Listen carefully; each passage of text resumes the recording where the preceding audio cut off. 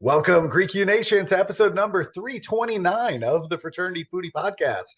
I'm your host, Mike Ayalon, CEO of Greek University. I'm a speaker and an author. Our third book just came out on Amazon. It's called From Letters to Leaders, Leveraging Your Fraternity or Sorority Experience to Land Your Dream Job. So go and pick up that book today.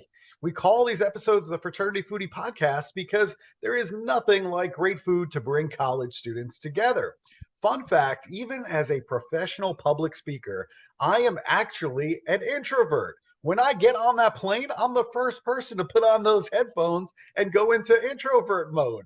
When I'm at a busy conference with thousands of college students, I do need to recharge my batteries, and I'll typically spend time by myself in the room at night. But when the lights are bright and the students are cheering, you better believe I am most fulfilled by being on stage. We are going to talk a little bit more about social anxiety with our next guest today.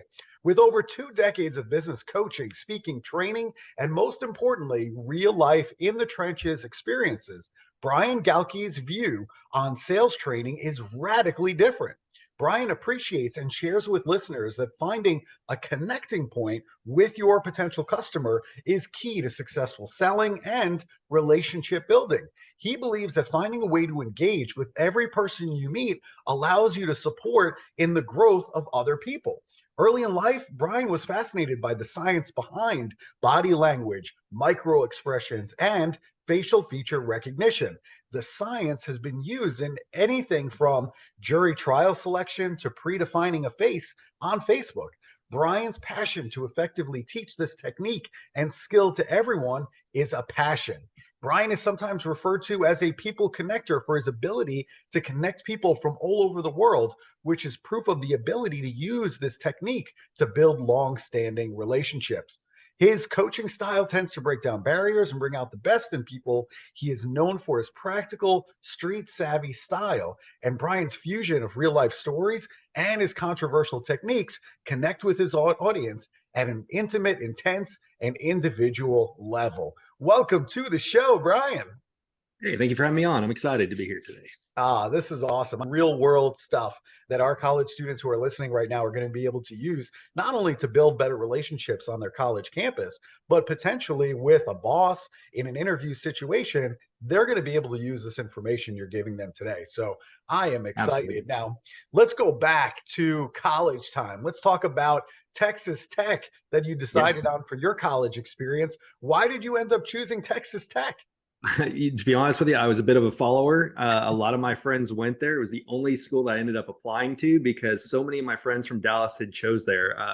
Being down the street at the time, Austin wasn't as popular as it was, and Lubbock really was.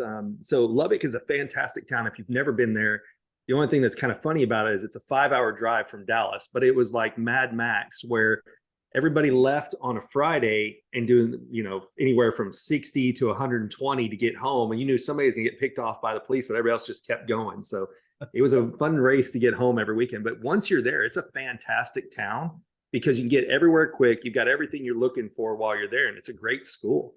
So I'm happy I went there. Do I wish I would have looked and applied at some other places? Maybe so, but at the time, that was one of the top schools to go to. Yeah. It is a great school. And you know what? You and I are alike. I chose the University of Buffalo because my best friend from high school was going there as well. And it's like, I didn't even go to check it out. Nothing. Didn't apply to any other schools. It all worked out in the end. So that's great. But I'm trying not to repeat that mistake with my own kids. I'm like, oh no, you're going to check out at least 5 campuses before you make a decision.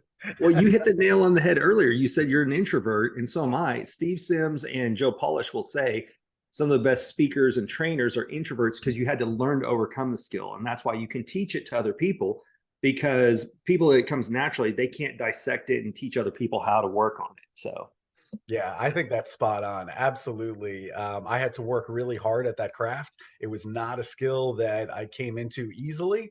And I think that's probably why I appreciate it so much as a profession today, because I know what I had to go through in order to get over those barriers. Oh, yes. I mean, let's talk about you. I mean, you had social anxiety, so you chose positions in life where people would come to you for help. So things like retail, hospitality, the help desk. How did you finally get over that anxiety? Like we talked about books, I had to learn it. I felt like I missed that day in school where people taught, like I had friends growing up, so I wasn't like this isolated person, but how to make newer friends and keep growing was like I missed that day in school. And I just would pick up books. So it started with body language books because it was something I could observe, right? And what do good introverts do? They sit back and pay attention. And then as I picked up books, I started putting things into practice. NLP books are great in that you learn how to talk to people in language and learn to listen to them. What's really ironic is if you listen to Never Split the Difference by Chris Voss, in there, a lot of what they teach or come out of what you can pick up through all these different books. So NLP, mirroring, matching, listening to words that people use, figuring out are they auditory, are they visual, you name it. And then you learn and just pick up more and more sales books. What's crazy is I was so tired of reading by the time I got done with college. I take that back. Until I found what I wanted to do in college, reading was a chore.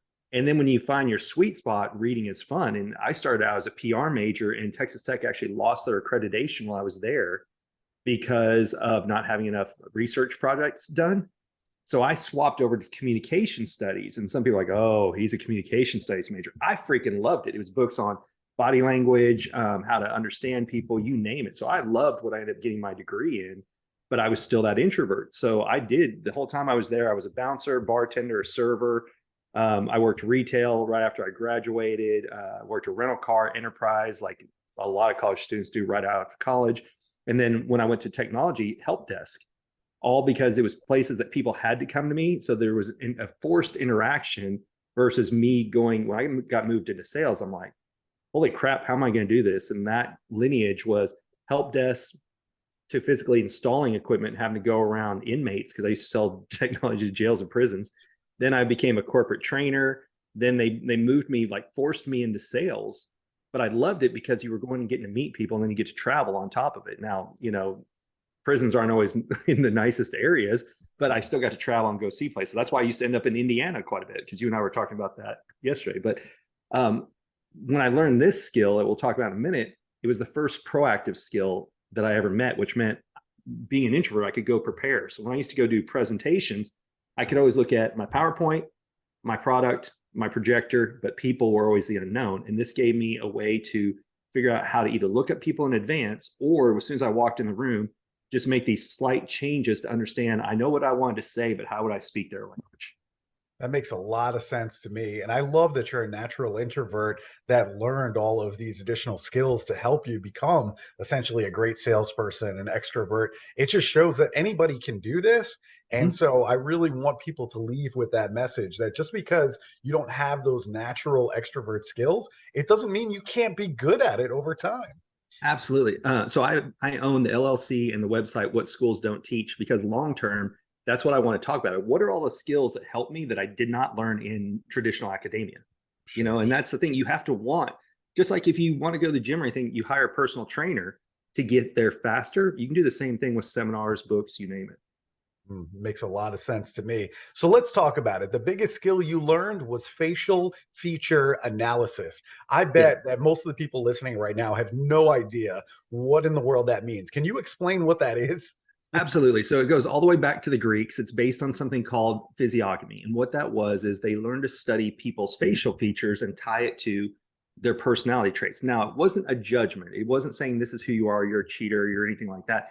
It was more of understanding how do they intake information and process information. And it actually used to be taught up until like the 1500s in school. But then what happened is there was something called phrenology, which is bumps on the head.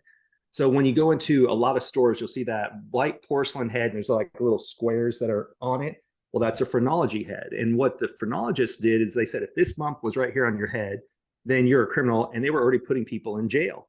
And they called it the science of it. And physiognomy is known as more of the art of understanding people.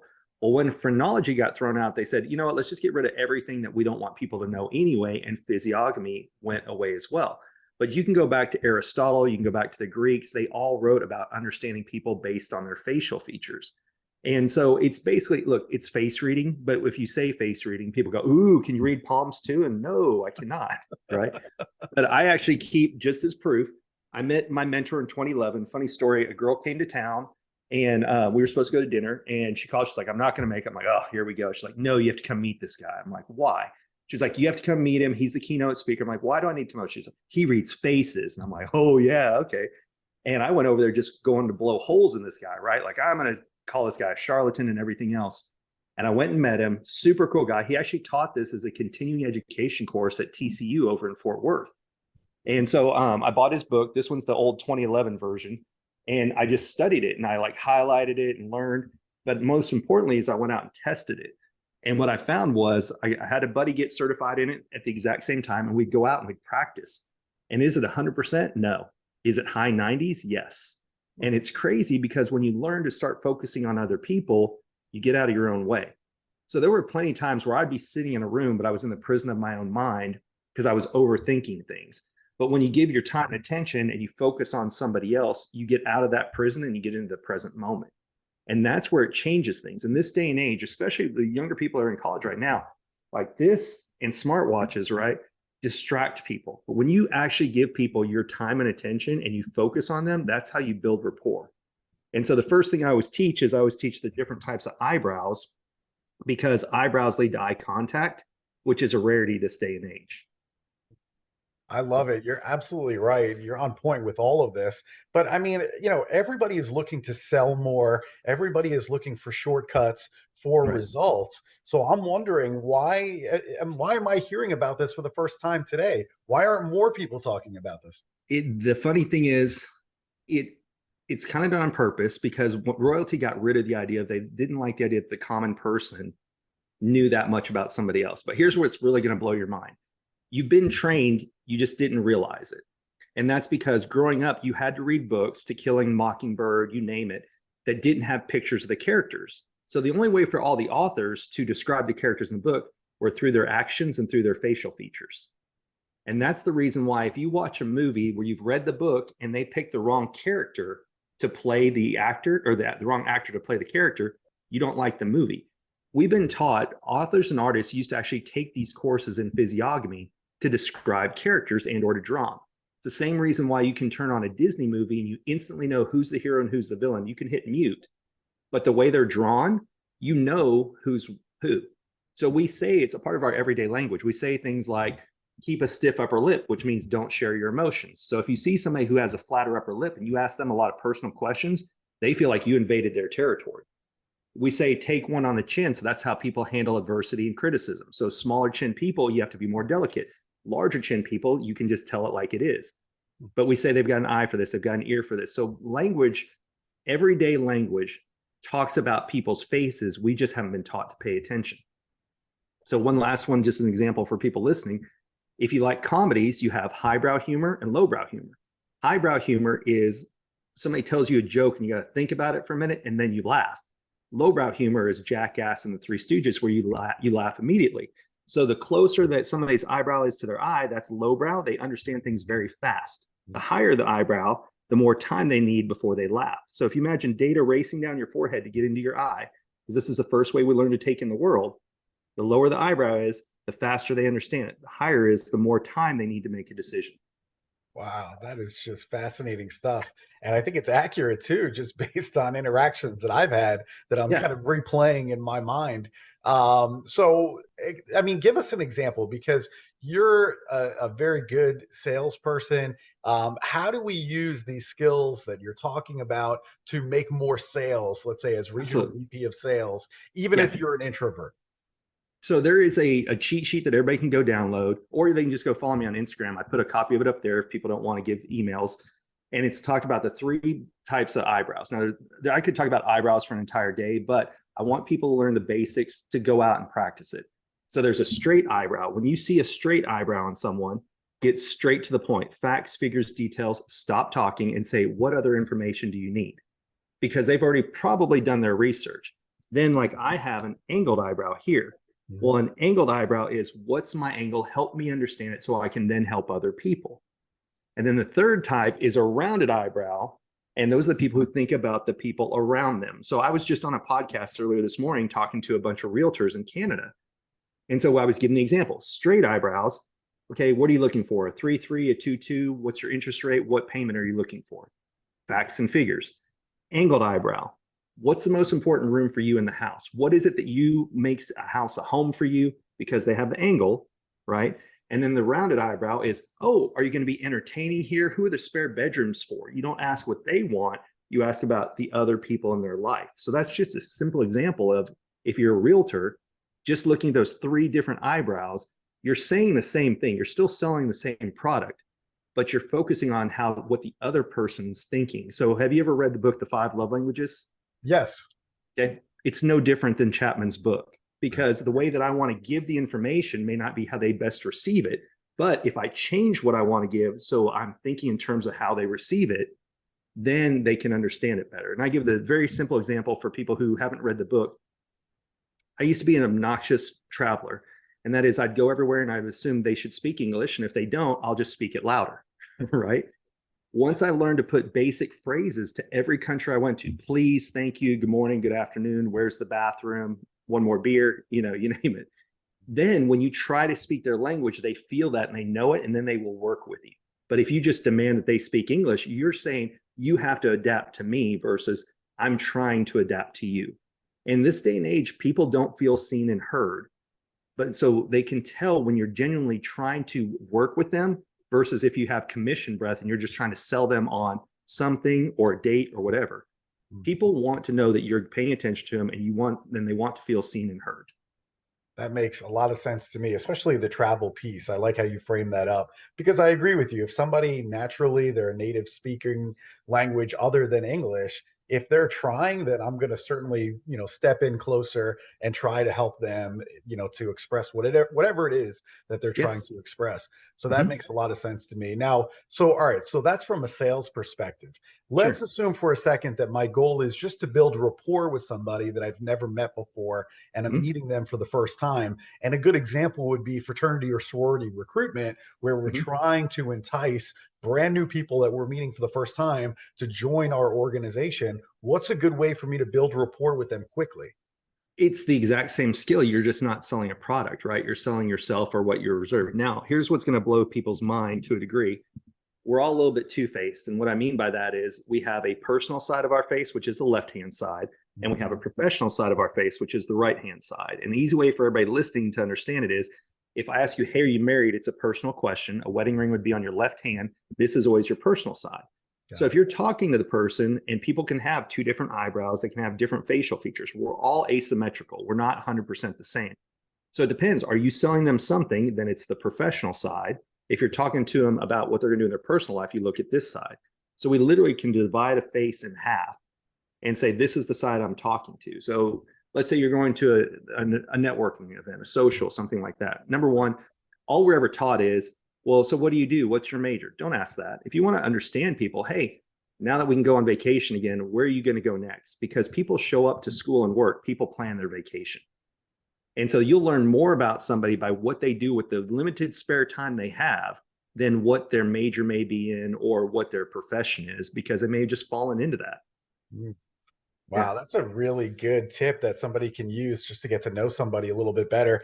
I agree with you. I hate that question, what's your major? I mean, first of all, it's a closed question. I mean, they Yes. can basically answer that in one word. So you don't really learn anything about them. I Right. typically like to ask, what's your goal for college? I mean, what's your dream? And then Yeah. show them how the organization will help them get there, no matter what the answer is. So Absolutely. that way it's like a little bit more open-ended, if that makes sense. Absolutely. Well, and like even if it's the travel question, it'll Yeah. tell you, are they hiking? Are they adventurous? Is their idea just sitting by the beach with a book? You'll learn more about the person, how they spend their free time than everything else. Yeah. Going back into, let's say that you need help from a professor, right? Funny story. I didn't think I was going to graduate from tech, not because of anything, but because of songwriting, because I needed a fine art. I thought I can rhyme, right? I'll take songwriting. I am tone deaf. And so when they would play the notes, I couldn't hear it. And so I would literally have to go and work with my professor, but you had to show initiative that you were trying. And that's the only reason that I passed that class is because I was going to fail and not graduate because of songwriting. So you have to figure out how to bond with people, at times. It's so interesting, this whole facial features that you're talking about. I remember when I was chapter president and I would be speaking to a group of, let's say 40 other men in my fraternity, and they Mhm. all have different body language, right? I mean, some of them are going to be clearly closed off. Maybe they're holding their hands folded across their chest, for example. And, but even in their facial recognition, I can basically see that they're upset about something, or maybe Mhm. they're not agreeing with me. You can tell some of those things. But obviously, everybody's different. I mean, everyone has their own. In a group of 40, not everybody's going to be posturing the same or using the same Correct. facial feature things. So I guess the question is, how do we use these skills that you're teaching to enhance the relationships between, let's say, a large group of people? Right. So let's go. If I have to convince a lot of people of something, let's say they're taking a vote on something or they want to vote me in, I Right. start with the people with the higher eyebrows first because Okay. they need more time to process the information. Then I work my way down to the lower eyebrows, right? So you have to know, if you take somebody who has a high eyebrow and you're pressuring them to make a fast decision, they're not going to like you for it. If I'm talking to somebody who has a flatter upper lip, well, we say the phrase, keep a stiff upper lip, right? Be stoic, don't share your emotions. So I know if I ask them too many personal questions, they feel like invading their territory. However, if somebody has a flatter upper lip and they start talking about themselves, I know we're in rapport. So it's a reactive and a proactive skill on what you're looking at. Because you brought up body language, I keep this one on my bookshelf because I think a lot of people should read it. So it's You Say More Than You Think by Janine Driver. This is a great book on how to control and look at your own body language, because what you project is how people treat you.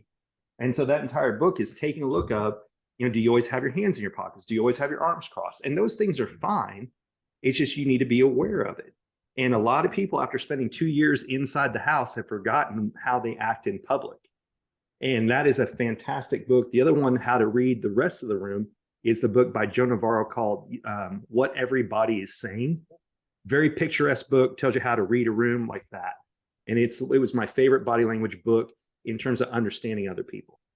Great resources for our college students to start digging through. So important. Now, a lot of the college students who are listening right now, they're obviously in the dating world.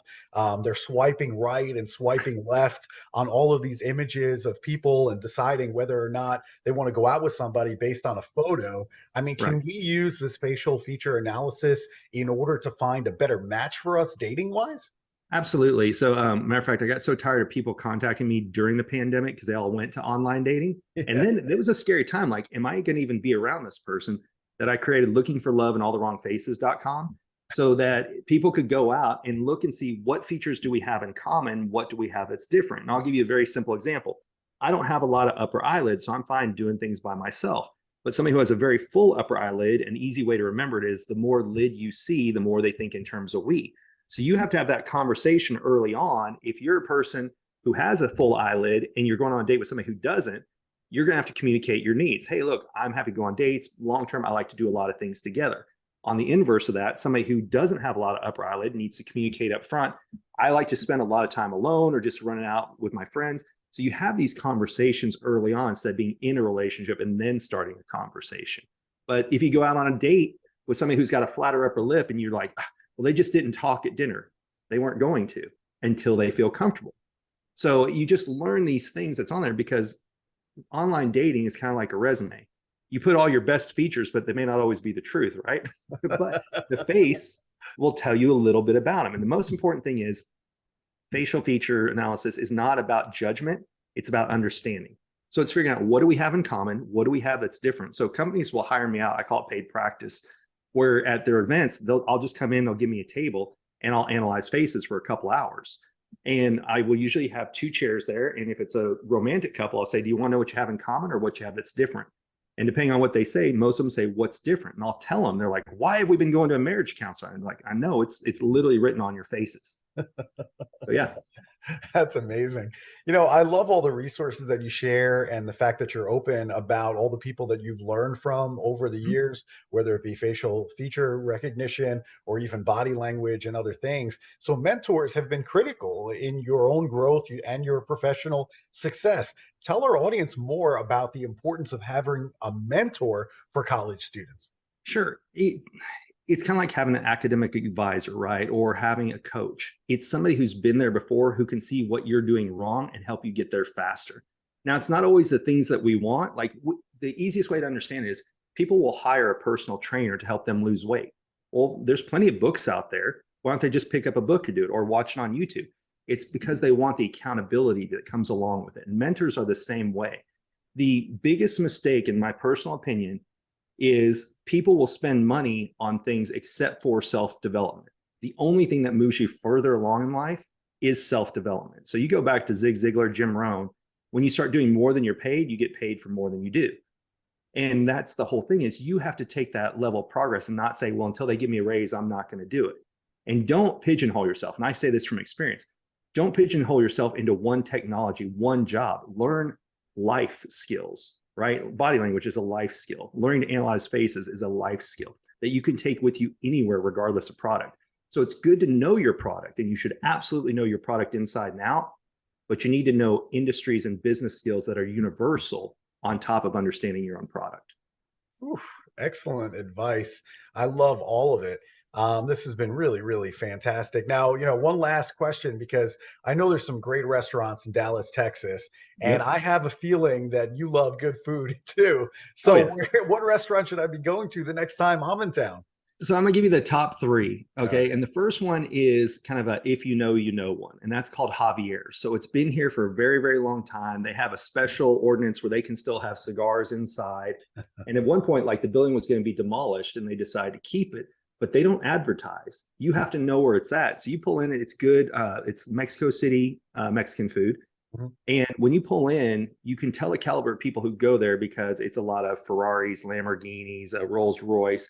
So it's a great place to go and network, to be around. Like everybody knows, oh, go to the Ritz, right? Or go to the W Hotel. Those are great networking places to meet people who are successful and learn from as well. But Mhm. when you find hidden gems like Javier's, and I like sea-based conversations. If I go somewhere and I'm going to have a cocktail, cuisine, a cardio session, or a cigar, then I know those are long conversations I'm going to have. So that's the perfect spot for those four things, right? The next one, if an Asian fusion place that's kind of hidden in here is called Mesume, and it's Musume, but it's Asian fusion, amazing craft cocktails, and they have a hidden speakeasy that you have to walk through the kitchen to get to. So you literally go back through the walls, winding tunnel, and great craft cocktails. So you can go for dinner and then you can stay to play afterwards as well. And amazing, amazing. You can, if Khalil's there, he's one of the owners, or he may be the owner. Sometimes he'll just say, "You want me to bring out food tonight?" If you go there enough, and he will pick your food for you. So it's a great, great place to go. The last one is Town Hearth, and because I'm trying to pick all different restaurant types. So this is a fish and steakhouse that has a little yellow submarine in the middle of it. Really good food. Like I would even put their pork chop up against their steaks, except for their tomahawk is amazing. But they've got lobster there, all kinds of fish, amazing steaks, and the sides are just phenomenal as well. So that one's called Town Hearth. Look at all these hidden gems you're giving us today. I love Yeah. it. I love a little off the beaten path. Here's a Mhm. secret entrance through the kitchen. I love it. I think it's Oh, all yeah. fantastic. All right. So, if our student listeners, if they want to bring you in as a speaker on their college campus, or maybe they just want some consulting time with you to Mhm. learn the skill of facial feature analysis, where should they go to connect with you?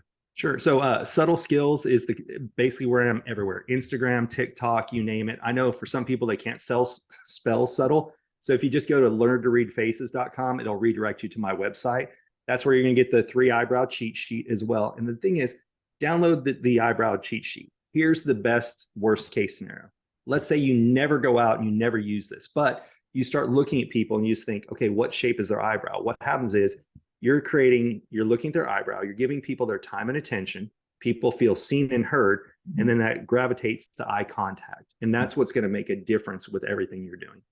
Fantastic advice. Go and check them out on Instagram. It's Subtle Skills, and then go and download this PDF here. I think this is going to be a lot of help for our college students. So, what can I say, Brian? I learned a lot of new stuff today. Thank you so much for sharing it. Hey, thank you for having me on. I'm glad Brandy introduced us. Of course, absolutely. And to our listening audience, if you enjoyed this talk with Brian, make sure that you like it and share it with other college students on social media. And we look forward to seeing you on another episode of the Fraternity Foodie Podcast. We'll see you next time.